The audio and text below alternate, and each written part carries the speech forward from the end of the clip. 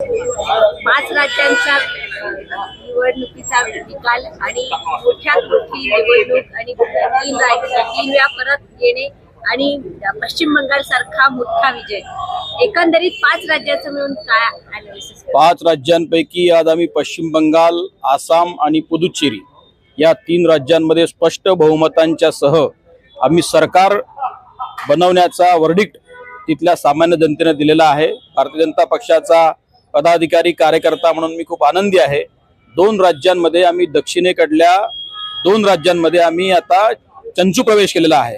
तेव्हा निश्चितच येत्या भविष्य काळामध्ये आता 22 राज्य आपल्याला दिसत आहेत, परंतु भविष्यामध्ये संपूर्ण भारतभर पूर्वेकडून पश्चिमेपर्यंत तर उत्तरेपासून दक्षिणेपर्यंत भारतीय जनता पक्षाचं सर्व राज्यांमध्ये सरकार आपल्याला निश्चितपणाने दिसेल।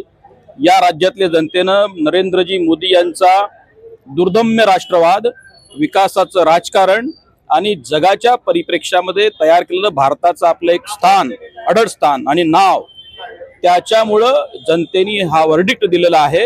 आमच्यासाठी ही अत्यंत आनंदाची बाब आहे। यासोबतच पश्चिम बंगालचं मागच्या 15 वर्षातलं ममता दीदींचं परिवारवाद, तुष्टीकरण आणि दहशतगर्दीचं राज्य संपवत भारतीय जनता पक्षाच्या नरेंद्रजी मोदी यांच्या नेतृत्वातल्या सरकारला जनतेने मत दिलेलं आहे। आम्ही पश्चिम बंगालच्या जनतेला मनापासून धन्यवाद देतो। नाना पटोले म्हणतात